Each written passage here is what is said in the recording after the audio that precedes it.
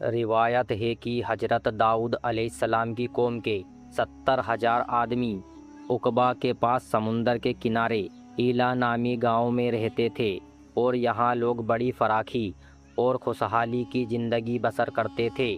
اللہ تعالیٰ نے ان لوگوں کا اس طرح امتحان لیا کہ سنیچر کے دن مچھلی کا شکار ان لوگوں پر حرام فرما دیا اور ہفتے کے باقی دنوں میں شکار حلال فرما دیا، مگر اس طرح ان لوگوں کو آزمائش میں مبتلا فرما دیا کہ سنیچر کے دن بے شمار مچھلیاں آتی تھیں اور دوسرے دنوں میں نہیں آتی تھی۔ تو شیطان نے ان لوگوں کو یہ ہیلا بتا دیا کہ سمندر سے کچھ نالیاں نکال کر خشکی میں چند حوض بنا لو، اور جب سنیچر کے دن ان نالیوں کے ذریعے مچھلیاں حوض میں آ جائیں تو نالیوں کا منہ بند کر دو اور اس دن شکار نہ کرو، بلکہ دوسرے دن آسانی کے ساتھ ان مچھلیوں کو پکڑ لو۔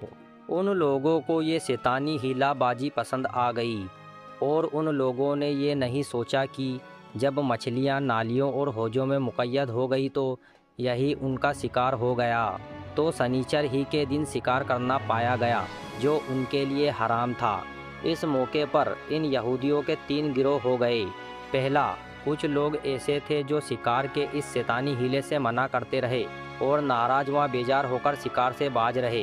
دوسرے، اور کچھ لوگ اس کام کو دل سے برا جان کر خاموش رہے، دوسروں کو منع نہ کرتے تھے، بلکہ منع کرنے والوں سے یہ کہتے تھے کہ تم لوگ ایسی قوم کو کیوں نصیحت کرتے ہو جنہیں اللہ تعالیٰ ہلاک کرنے والا یا سخت سزا دینے والا ہے۔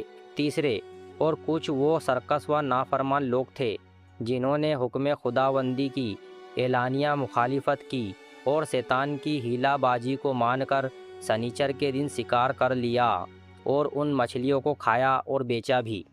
جب نافرمانوں نے منع کرنے کے باوجود شکار کر لیا تو منع کرنے والی جماعت نے کہا کہ اب ہم ان معصیت کاروں سے کوئی میل ملاپ نہ رکھیں گے۔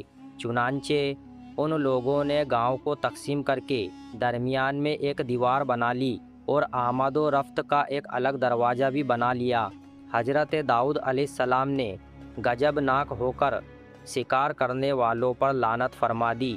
اس کا اثر یہ ہوا کہ ایک دن خطا کاروں میں سے کوئی بھی باہر نہیں نکلا، تو انہیں دیکھنے کے لیے کچھ لوگ دیوار پر چڑھ گئے تو کیا دیکھا کہ وہ سب بندروں کی صورت میں تبدیل ہو گئے ہیں۔